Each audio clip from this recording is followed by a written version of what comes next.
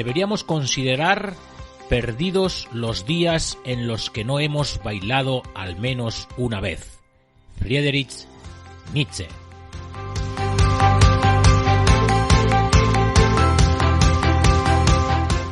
Episodio número 3. Esto es Espacio Optimus, tu podcast sobre educación.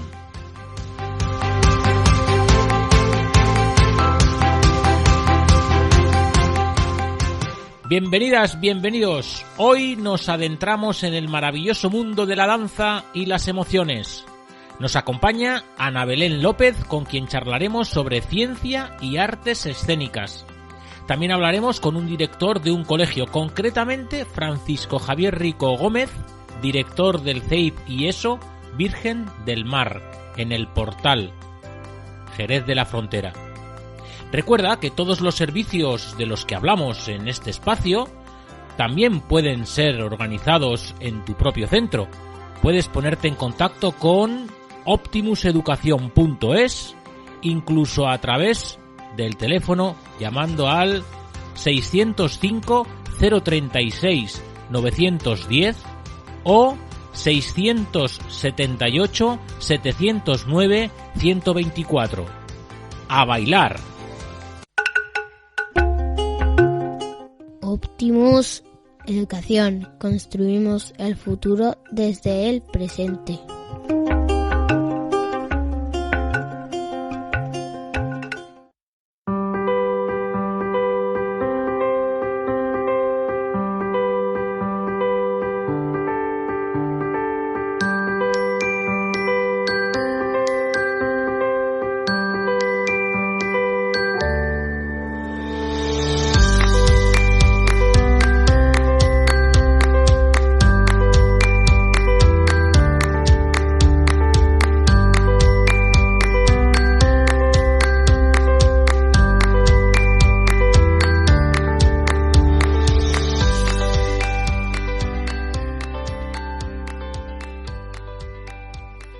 Espacio de entrevista, espacio de conversación. Estamos con la neurobailaora Ana Belén López y también estamos con David Márquez. Hola David. Hola, buenas tardes. Te tengo ahí para que me eches una manita por tu experiencia en los talleres de danza y demás. Cuando quieras participas, ¿vale? Perfecto, muchas gracias. Ana Belén, buenas, ¿qué tal? Buenas, ¿qué tal? Pues muy bien, muy bien. Aquí de resaca todavía. No sé si está el mundo hoy en día para bailar mucho, ¿eh? Pues justo está para bailar mucho. Justo es lo que necesitamos, bailar mucho. En este momento es cuando más lo necesitamos, sí. ¿Por qué? ¿Por qué? Bueno, pues por muchas cosas, tanto por motivos físicos o fisiológicos, si lo queréis llamar así, que hemos visto la importancia que tiene el movimiento o la movilidad del cuerpo en esta época que hemos vivido de pandemia, ¿no? De confinamiento, en la cual lo único que nos levantábamos era del sofá a la nevera, de la nevera al sofá y como mucho cuando salíamos a aplaudir, ¿no? A la terraza. Va a hacer ahora justo un año que declararon el estado de alarma.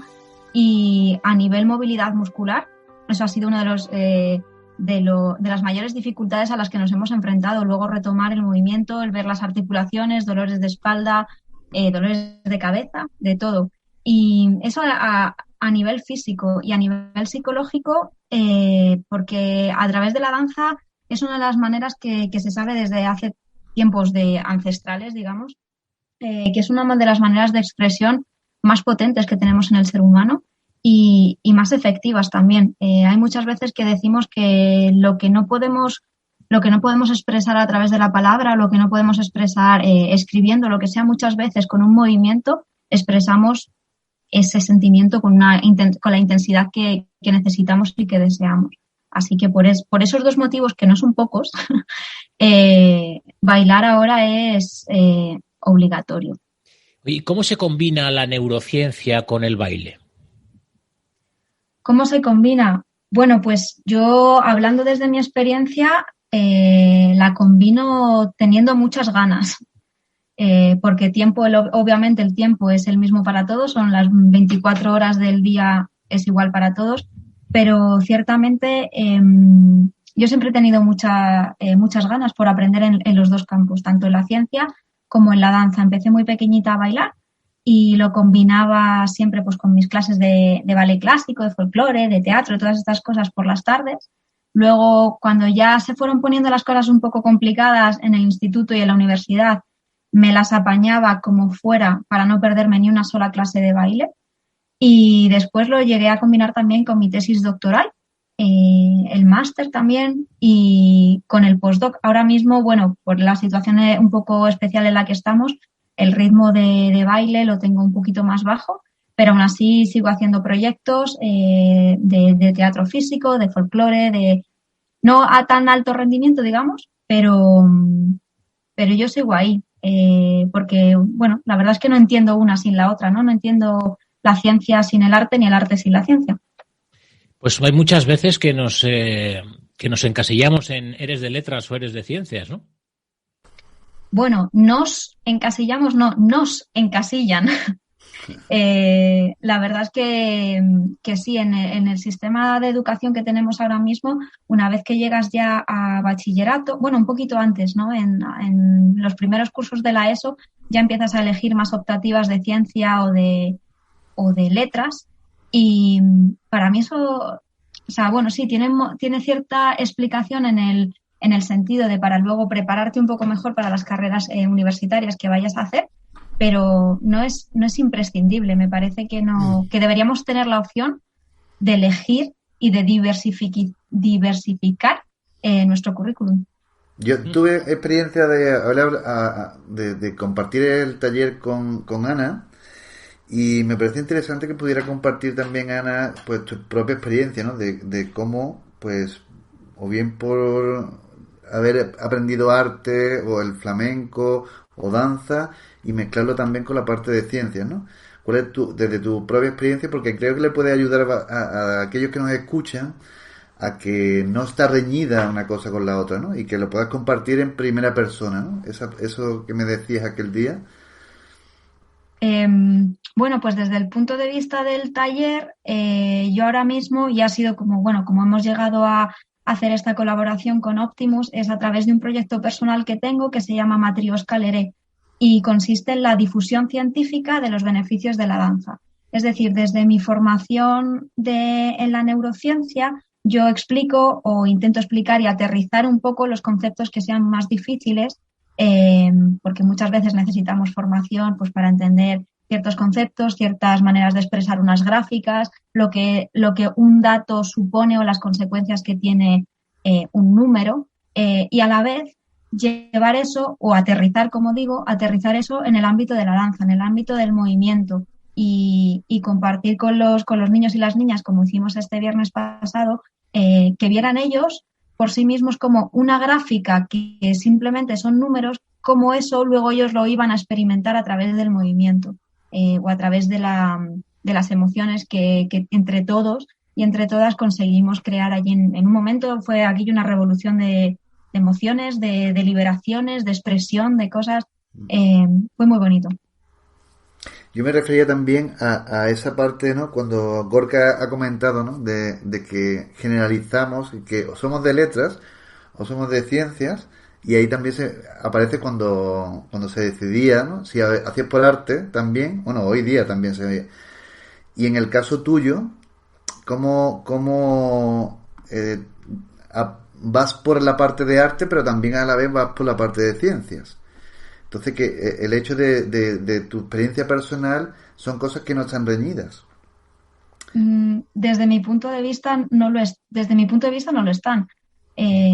Porque bueno, sí, he sido capaz de hacerlo, y también he sido capaz de encontrar, no soy la primera persona que se da cuenta de esto, ni pionera, ni nada así en absoluto, pero siempre, o sea, creo que he sabido encontrar la ciencia que hay detrás del arte y el arte que hay detrás de la ciencia, porque finalmente hablábamos también, ¿no? Entre taller y taller, que en la ciencia hay que ser creativo.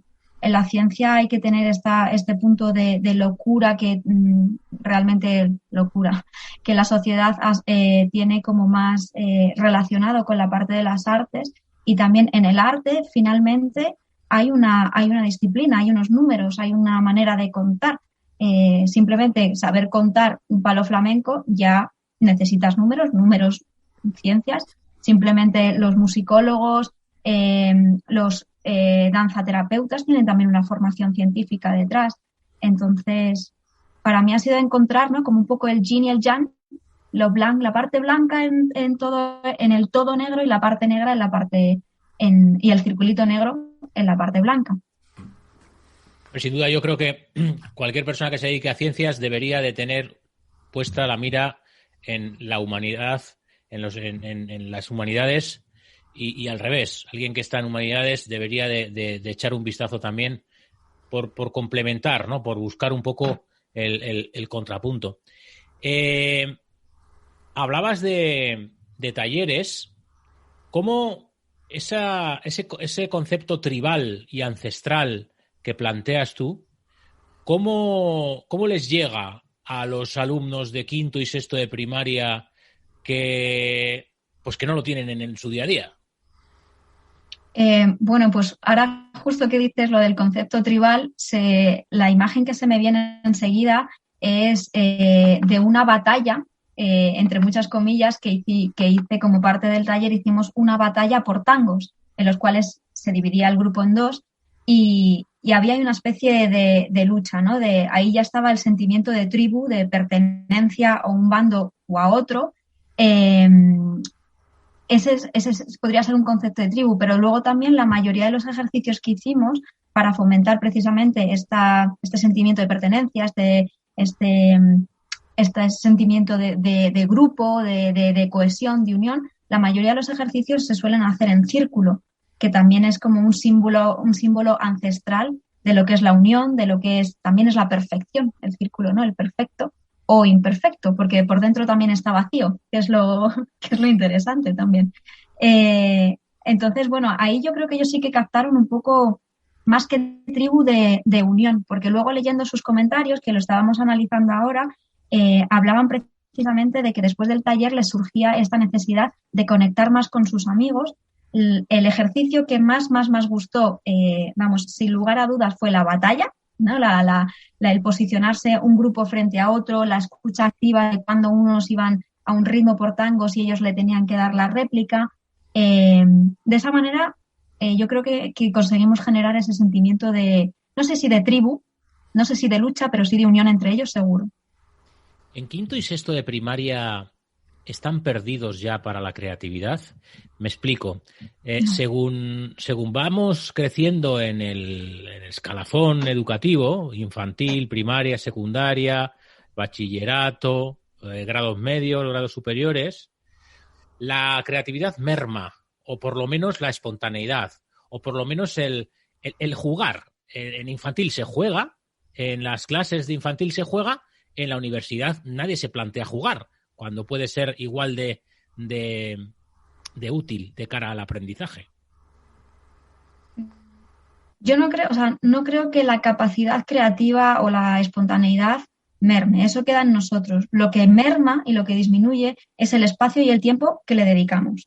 Eso porque la creatividad no está ahí, es algo que tenemos y que estamos desarrollando y que de hecho no hay que ligarla siempre a algo de las artes. O sea, alguien que esté completamente apartado, voy a poner un ejemplo y por favor que no se ofendan, gente de derecho, de economía, ¿no? Que es como, la anticreatividad, porque hay que seguir una serie de las leyes o protocolos o lo que sea, pero la creatividad está ahí también a la hora de hacer emitir un juicio o emitir un presupuesto o algo, una fórmula nueva o la creación de un algoritmo, ¿no? Para los programadores y demás.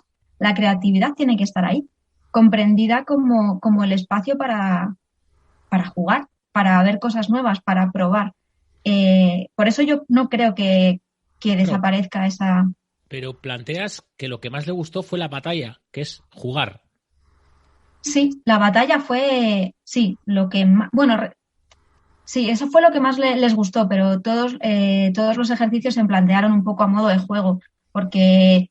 Es verdad que tienen 10 y 11 años, algunos más pequeñitos, hasta 12, y que no es que no entiendan la palabra tristeza o la palabra tranquilidad o calma, pero se accede mucho más fácil a ellos a través del juego. Yo les ponía ejemplos de cómo caminarías contento, cómo caminarías triste, haciéndole paralelismos con caminar ligero, ¿no? Cambiar el peso, subir los hombros o lo que sea, y caminar con una mochila de 20 kilos. Ahí tienes que jugar, tienes que imaginar que llevas una mochila de 20 kilos y enseguida ellos se daban cuenta que el pesar o el peso, los hombros hacia abajo, arrugado y demás, era una sensación muy parecida cuando ellos caminaban tristes. Y ahí estaba el juego, ahí estaba... Hablas sí, ahí estaba de movimiento, en los talleres que planteas se integra el movimiento, la mente, las emociones, la conciencia. Esto entiendo que lo que desarrolla es una mayor coherencia, una mayor vitalidad y armonía, ¿no? ¿Qué es lo que pasa cuando bailamos? Pues, ¿qué es lo que pasa cuando bailamos? Pues, como decía al principio, hay movimiento, pero no solamente hay movimiento muscular, no hay movimiento óseo, que es yo lo que les explicaba a los chavales, hay también movimiento de eso, de las emociones. Muchas veces tenemos cierta postura, ¿no? O se nos contractura la espalda o cosas así, porque este movimiento ya nos está llevando a una emoción. Cuando abrimos ese movimiento, cuando cambiamos el peso simplemente, cuando cambiamos la ligereza, la emoción cambia. Entonces, en el baile, que es lo que decía al principio, no solamente hay este beneficio físico, que es como muy obvio y todos somos capaces de entender, sino también es ese beneficio psicológico, que además cuando se hace en grupo, se potencia. Uh-huh. Y hablas de emociones, pero también hablemos también un poco de las creencias y de nuestros patrones de pensamiento y de incluso nuestro carácter. ¿Cómo todo esto cambia también, además de las emociones? Bueno, lo de las creencias es un poco más complicado de cambiar en un solo taller. A lo mejor estaría más ligado a la hora de iniciar un ejercicio, ¿no? Si tuviéramos la creencia, que está como muy, muy extendida, de bailar es solo para niñas, los niños se van a quedar ahí con la cosa de, yo no voy a bailar porque a ver qué van a pensar de mí, a ver qué van a decir en casa, me van a llamar pusilánime, cuando menos y siendo muy fino, o las creencias de, por ejemplo, cuando ya van creciendo las niñas, de que tenga este tinte, por ejemplo, un tinte más sexual.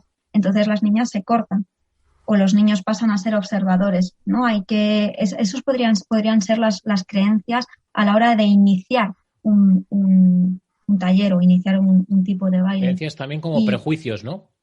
Sí, claro.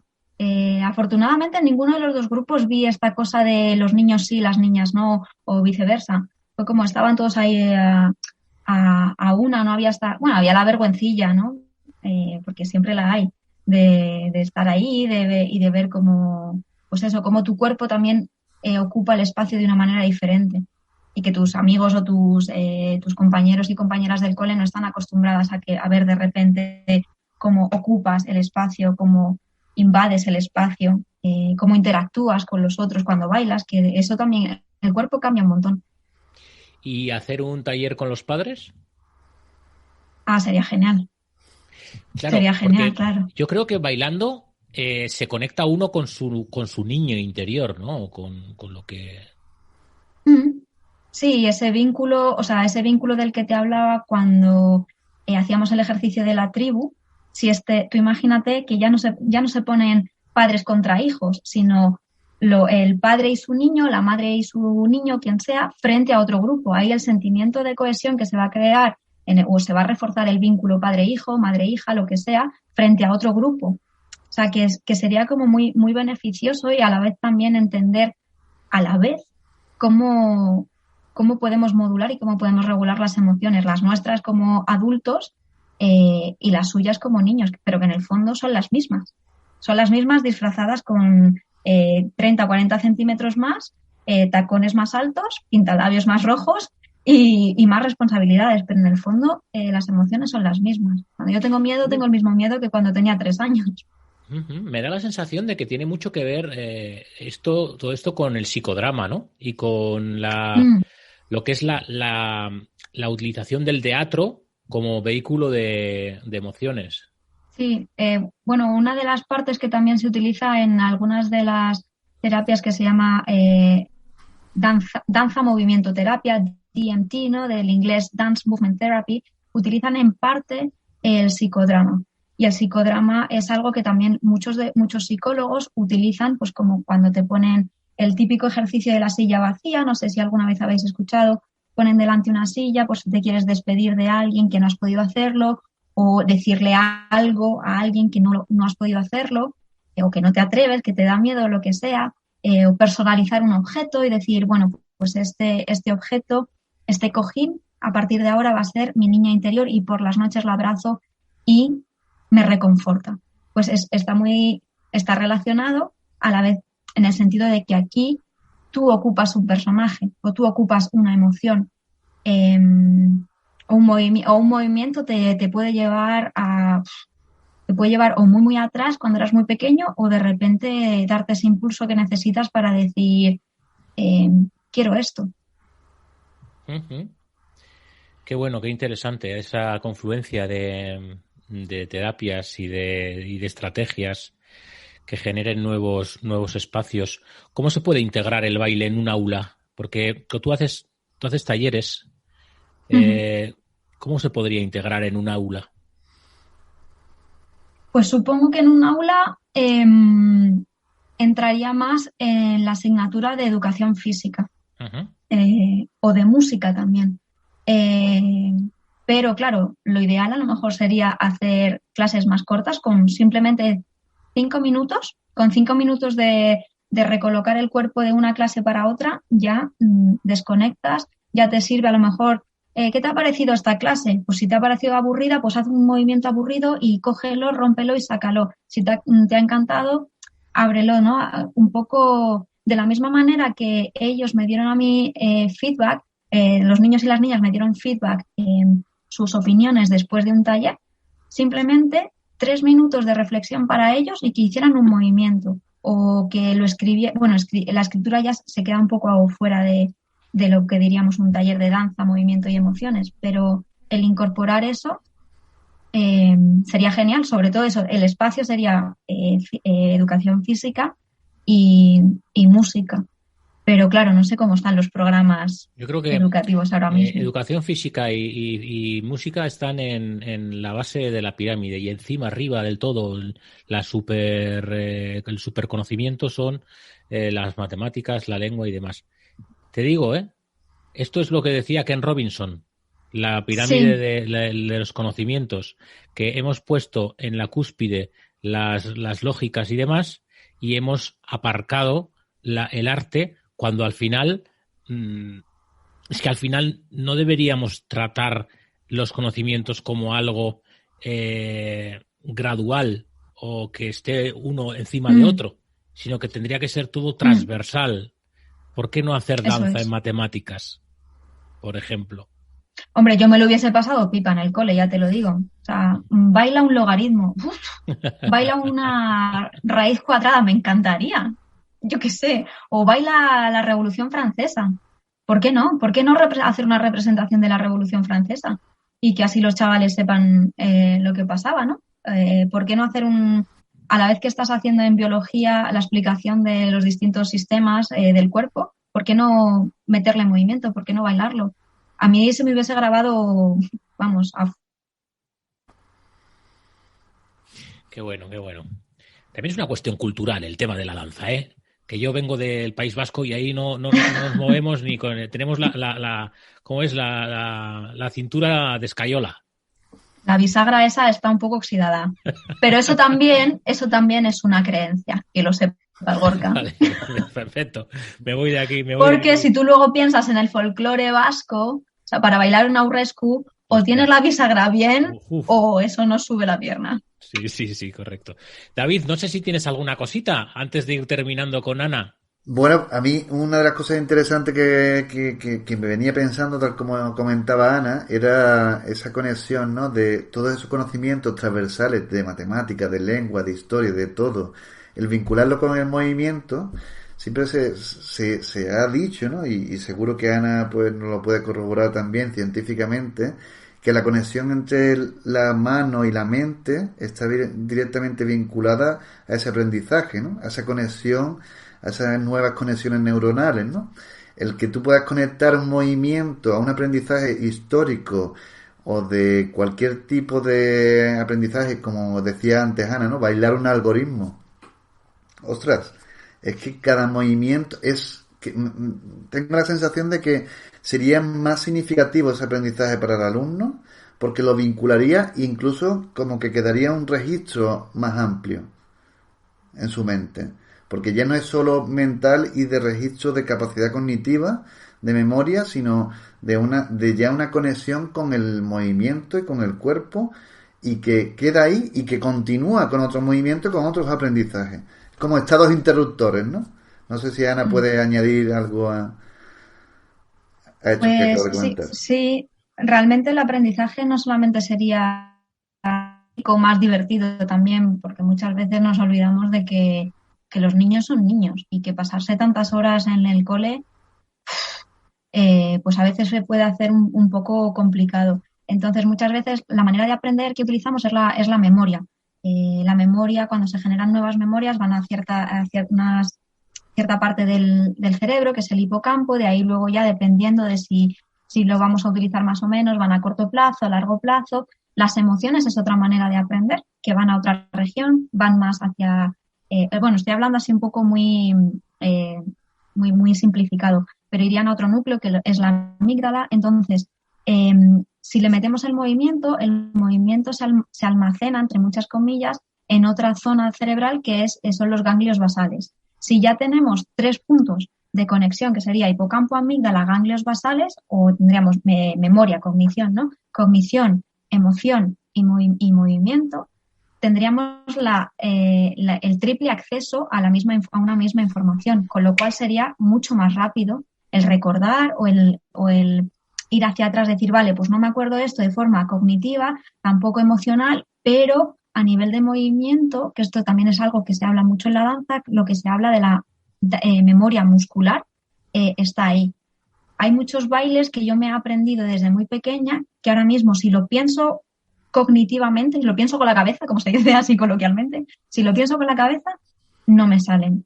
Si me ponen la música y me pongo en el escenario o en una sala, los movimientos vienen solos. Y es como, pero ¿cómo me he podido acordar? De hecho, el otro día en el taller me pasó eso, porque tuve que improvisar una coreografía con los niños, necesitaban como más dinamismo, y dije, bueno, voy a ver qué música tengo aquí. Vale, estos tangos. Y cognitivamente, de cabeza, no me acordaba qué paso venía detrás de otro. Puse un par de veces la guitarra y dije, vale, por aquí va la cosa. Y muscularmente la coreografía salió.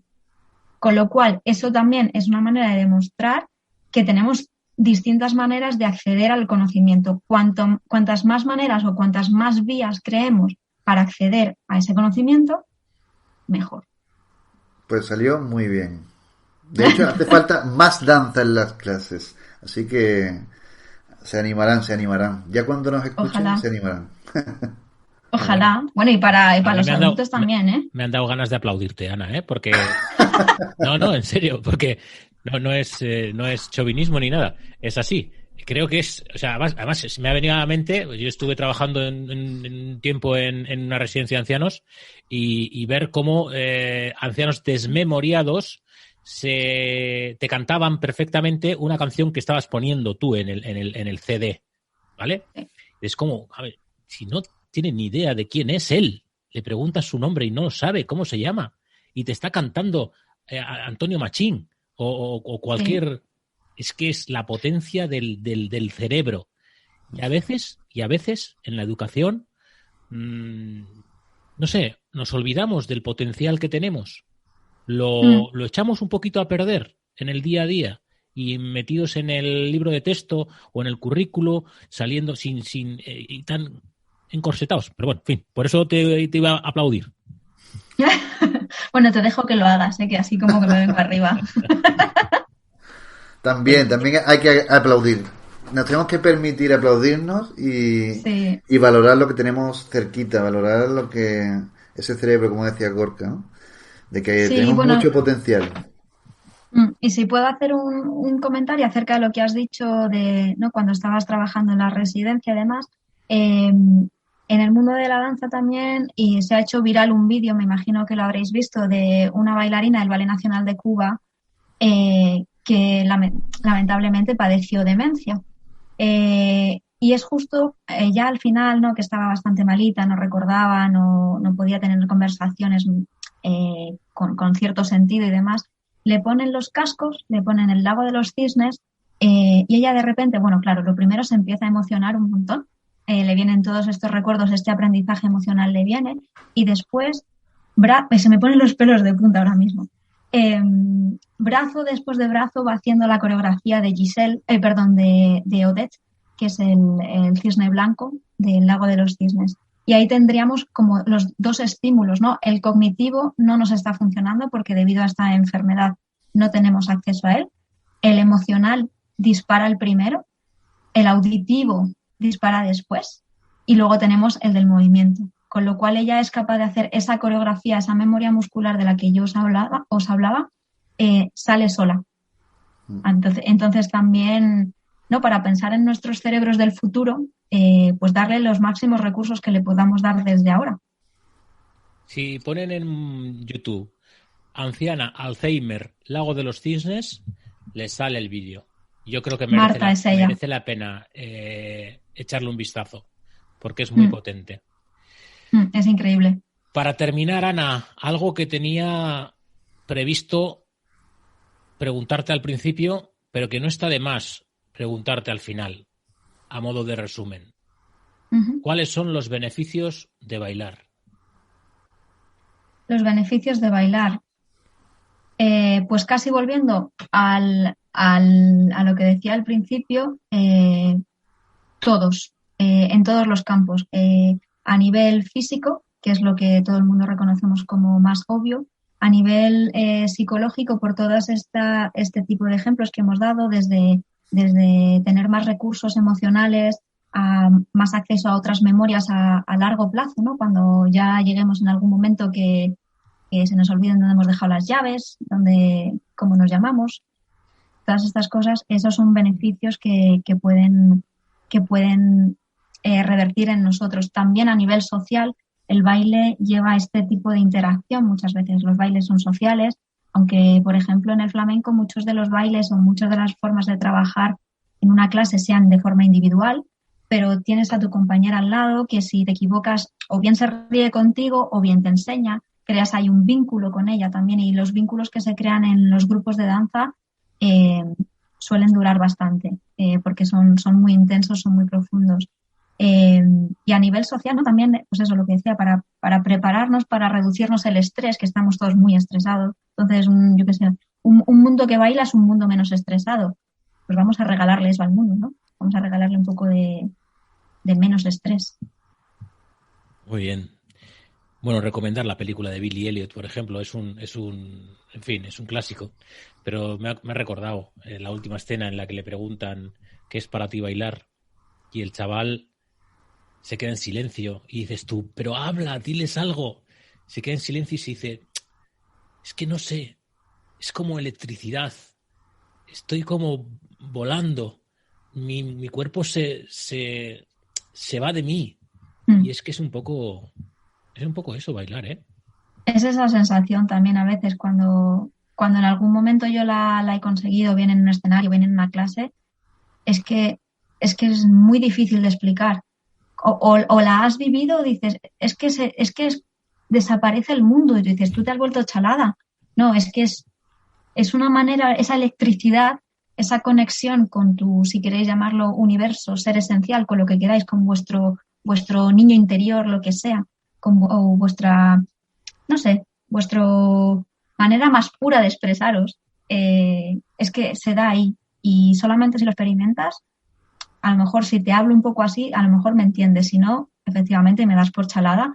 Y yo muy agradecida de que me deis por chalada si sigo experimentando eso, porque es una maravilla. Muy bien. Oye, Ana, ¿dónde te podemos encontrar?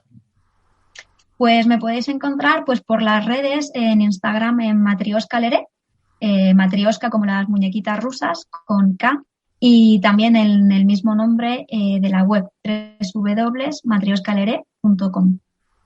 Muy bien. Muchas gracias, David. No sé si quieres terminar con alguna cosita o... Bueno, pues agradecer a Ana el que haya colaborado con nosotros, aquí también en el podcast, que seguro que lo escuchará muchísima gente y que le motivará pues a introducir la danza en la educación y en las vidas de cada uno. Así que Muy bien. muchísimas Ojalá. gracias. Pues ahí queda No, eso gracias a vosotros. vamos preparando la siguiente entrevista de este episodio de marzo, del primer episodio de la primera quincena de marzo. Anabel, muchísimas gracias.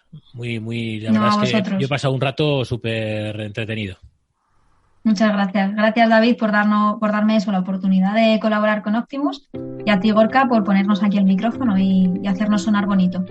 Muy bien, un abrazo. Gracias. Adiós.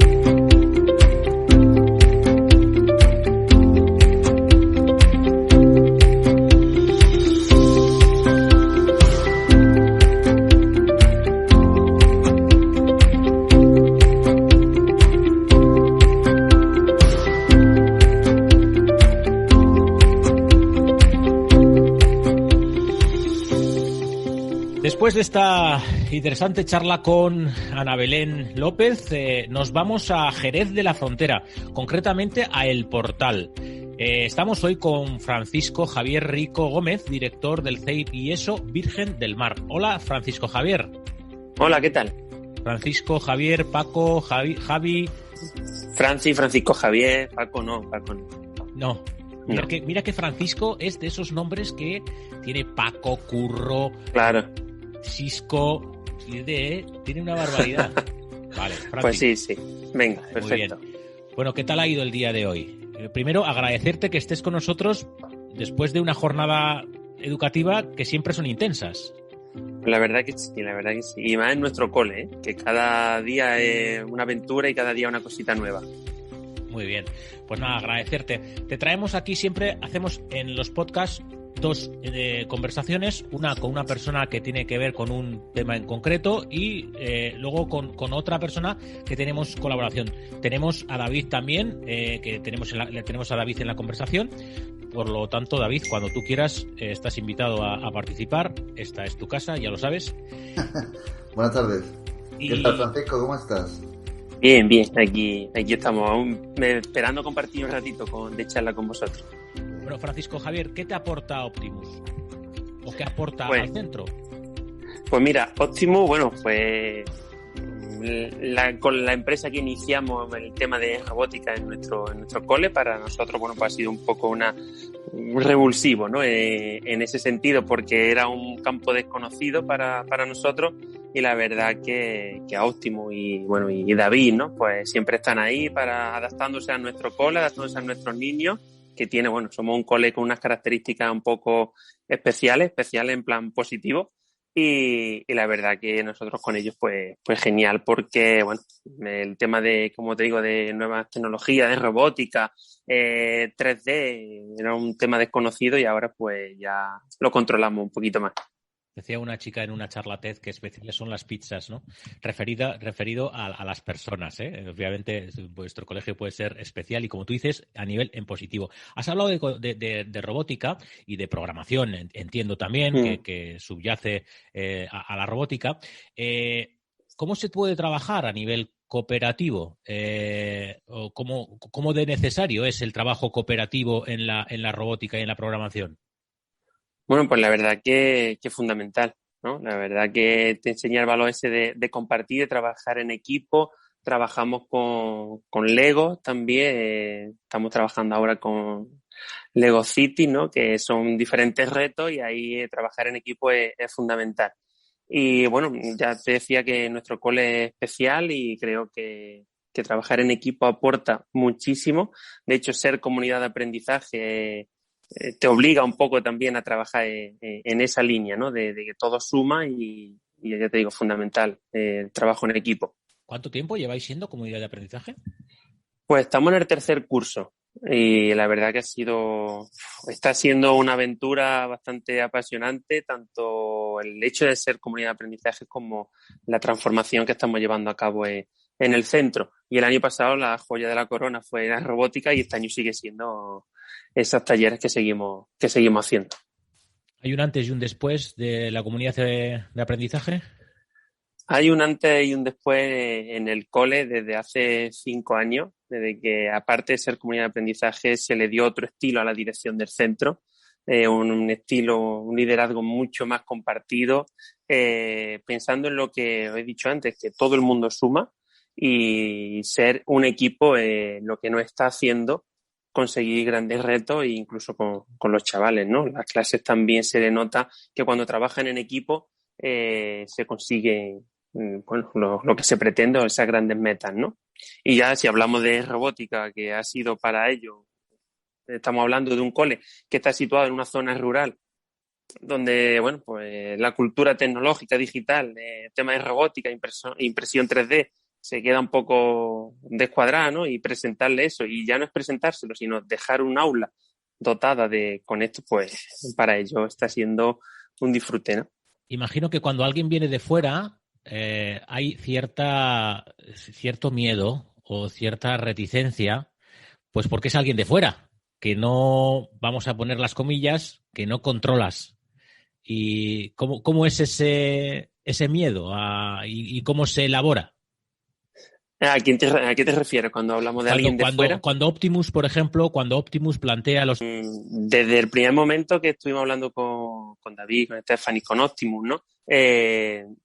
Ha sido todo facilidades. O sea, no podemos hablar mal, es decir, todo lo contrario, es súper positivo. La capacidad de adaptación, sabían perfectamente dónde iban, sabían perfectamente a nuestros alumnos, las características de nuestros alumnos y nada, yo te digo, todo positivo, no podemos hablar nada negativo de ellos porque ha sido una capacidad de adaptación brutal. Y así todavía seguimos adaptándonos, ¿no? Porque los pobres tenemos unos talleres, ¿no? Pues tenemos que cambiarlos. ¿Por qué? Porque tenemos esto, tenemos aquello. O sea, que eso también se agradece. En todo esto, toda la robótica y demás, hay un componente de creatividad importante. La creatividad es un aspecto fundamental.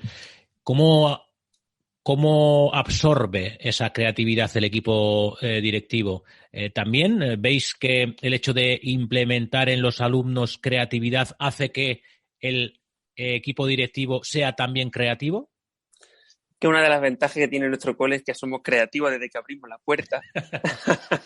Es que somos un cole especial. Está feo que yo hable bien de mi cole, pero es que de nuestro cole es que es así. De hecho, vamos, simplemente el entrar cada mañana y el entrar con una música, con una canción que ya te anima a ser equipo, la canción del buen ambiente que hablamos nosotros, ya es que se respira otra cosita. David te lo puede decir, que David también está acostumbrado a visitar otros coles y bueno, está feo que yo diga que mi cole se respira positivismo, energía y creatividad por todos sitios, pero es así. Y como te digo, el equipo directivo ya no es el equipo directivo. Esto no es cuestión de equipo directivo, es cuestión de claustro. Y tenemos el claustro implicado, un claustro que quizá un 20-30% muy reacio a las nuevas tecnologías, no por nada, sino por miedo, por desconocimiento. Y ya si no hablando de nuevas tecnologías, tenemos ese rechazo. Imagínate ponerle un robot y decir, prográmalo, ¿no? ¿Qué pasa? Que la creatividad de los chavales va por encima de la creatividad del profesorado. O sea, es increíble cómo ellos se han adaptado a los robots que estamos trabajando, cómo si con 2 o 3 talleres ya son capaces de programar y de poner en marcha diferentes retos con los diferentes robots, como decía, y eso, vamos, está genial porque ya no es solo la creatividad, sino también la expresión, cuando ellos tienen que explicar lo que quieren conseguir con lo que están programando, es fundamental. sea, nosotros siempre, ya te digo, creatividad, expresión siempre va un poco ligada, ¿no? Hablas de programación con la programación, al fin y al cabo, es la resolución de un problema, ¿no? Uh-huh. El objetivo es crear algo que dé respuesta a una necesidad y que para ello pues, se dé un proceso de descomposición de problemas. ¿Y cómo se aplica este proceso también en el campo de vuestro trabajo, en la resolución de problemas? Pues mira, nosotros trabajamos en algunas materias, planteamos ya un problema, ¿no? Estamos hablando de, por ejemplo, en matemáticas, que yo doy matemáticas, planteamos un problema. Estamos hablando te podría hablar del diseño en 3D. Tú le das varios ítems y dices, quiero esto, quiero aquello, y a partir de ahí empiezas a crear, ¿no? Y al final una manera de plantearle un problema con los contenidos que tú quieres dar y con un producto final que es una creación que han hecho ellos, mucho más motivador para ellos el trabajar mediante retos, mediante solución de problemas y de manera manipulativa y de manera tecnológica. Muy, muy interesante. Y muy interesante también ese reto, ¿no? El generar ese reto a los propios alumnos. No sé, David, si tienes alguna cosita. Bueno, yo creo, por la experiencia, por alusiones, ¿no? Que lo que me compartías, nosotros como profesionales también en el sector educativo, la experiencia que hemos tenido en el centro concretamente, pues ese espíritu, ¿no? de trabajo cooperativo dentro del propio centro que se vive, tal como entras por las puertas ya lo vives y ves como el profesorado está súper conectado y saben qué ocurre en el centro, todo el profesorado, y eso pues también lo respiran los alumnos, y yo lo he respirado en los propios alumnos, y el hecho también de hacer conectar a esos alumnos con esa ciudad del ego, esos desafíos del ego, es también una forma de conectar con esos niños que al final no dejan de ser niños y necesitan un ambiente pues amigable y cercano para resolver situaciones. Y en cuanto al profesorado, ¿no? Que comentaba Francisco, ellos ven lo fácil que se le ha podido integrar. No se trata de hacer robótica por hacer algo de ingeniería solo, sino también pues que vean lo cercano y lo fácil que es para ellos, ¿no? El habituarse a la programación para resolver un problema que lo pueden aplicar transversalmente para lengua, para sociales, o antes, como decía, ¿no? Para 3D a nivel de matemática, pues también. Y bueno, la verdad que la experiencia en el centro es gratificante porque el alumno automáticamente está arropado por ese profesor o esa profesora que le está acompañando y está facilitando, y decir eso, que los profesores también, las profesoras también están ahí muy conectadas con el alumnado. Quizás sí preguntar un poco, creo que a nivel pedagógico la repercusión que tiene todo esto de la robótica, como decía Gorka antes, ¿no? Que cómo le sirve el día de mañana o en el día a día lo que es programar, ¿no? Donde tú ves un problema, lo descompones en pequeños retos y pueden conseguir una serie de objetivos. A nivel educativo, Francisco, ¿cómo crees qué hábito se le genera, ¿no? ¿Qué hábito se le genera al alumno, al profesor? Sí, yo creo que fundamentalmente es que yo digo que es creer en ti, ¿no? Para solucionar cualquier problema. Hablando de robótica, que quizás nos planteamos problemas que no sabes, ¿no? Es decir, que la primera vez que tú tienes que mover algo, que tiene que llegar y encenderte una turbina que tiene que hacer algo, ¿no? Y ¿cuándo me he encontrado yo ese problema en mi vida, ¿no? Entonces, bueno, esa capacidad de enfrentarte a las cosas, de investigar, de esa capacidad de búsqueda y de creer en ti, de que tú puedes, y para eso también está el equipo, ¿no? Que es fundamental. Trabajar en conciencia de equipo, que a día de hoy, es lo que decíamos, trabajar en equipo es fundamental y hay poquitos trabajos que no tienen esa condición, ¿no? Y al final siempre tenemos un compañero de trabajo al lado, ¿no? Una compañera. Trabajando en equipo se pueden hacer simulaciones, me explico. Para comprobar que todo funciona en el mundo de la robótica es necesario llevar a cabo simulaciones, ¿no? Pruebas, simulaciones. Trabajando en equipo, trabajando en un colegio, ¿existen las simulaciones o hay que tener las cosas muy claras? No te entiendo, con tema de simulaciones. Con la simulación, el hecho de poner en práctica cosas en educación, en dirección, ¿las cosas se ponen en práctica porque están pensadas o se puede tener un banco de pruebas previo a la intervención? A ver, cuando queremos iniciar algo, por lo menos nosotros en nuestro cole, y entendemos que tiene que ser así, cuando desde el equipo directivo o cualquier persona que se vea con fuerzas, con ganas de iniciar cualquier proyecto, que quiera iniciar cualquier temita, ¿no?, diferente en el cole que no se esté haciendo, debería dominar un poquito para tirarnos al charco, como nosotros decimos, ¿no? Nosotros vemos un charco y nos tiramos. No tenemos miedo a equivocarnos. Y eso también es lo que nos hace aprender. Nosotros consideramos que el error es el primer paso para aprender, pero sí es cierto que, bueno, cuando iniciamos un poco el tema de la robótica, pues tenemos una compañera, que es nuestra coordinadora TI, que es una máquina, y algo sabía ya, ¿no? Entonces, bueno, ya conocíamos ese tema, decir, oye, mira, pues podemos hacer esto, ¿no? Siempre hay alguien que tiene que dominar el tema a la hora de llevar a cabo cualquier proyecto de innovación, cualquier proyecto de índole que sea, ¿no? Perfecto, pues muchas gracias, Francisco Javier Rico Gómez, director del CEIP y ESO de Virgen del Mar, del portal en Jerez de la Frontera. No sé si crees que alguna cuestión que haya que poner, darle importancia o que hayamos dejado sin tocar. No, nada, agradecer este ratito que he pasado con vosotros y bueno, que os invito a que visitéis nuestro cole, que seguro que os va a contagiar un poquito de esa energía positiva que hablábamos antes. Nos has dado ganas, ¿eh? Nos dan ganas de ir a verlo, la verdad que sí. Pues, cuando queráis. Tiene un espacio único, tecnológico y el ambiente también que se respira. Así que muchísimas gracias, Francisco, también. De nada, a vosotros también. Un fuerte abrazo. Seguimos. Otro.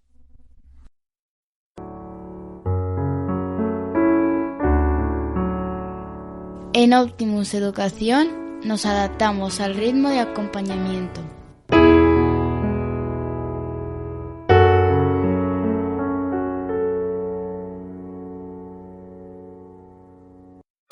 Hasta aquí el tercer episodio de Espacio Optimus. Ya sabes, tus comentarios nos ayudarán a mejorar. Estamos en optimuseducacion.es. Incluso puedes contactar a través del teléfono llamando al 605 036 910 o 678 709 124. ¡Hasta la próxima!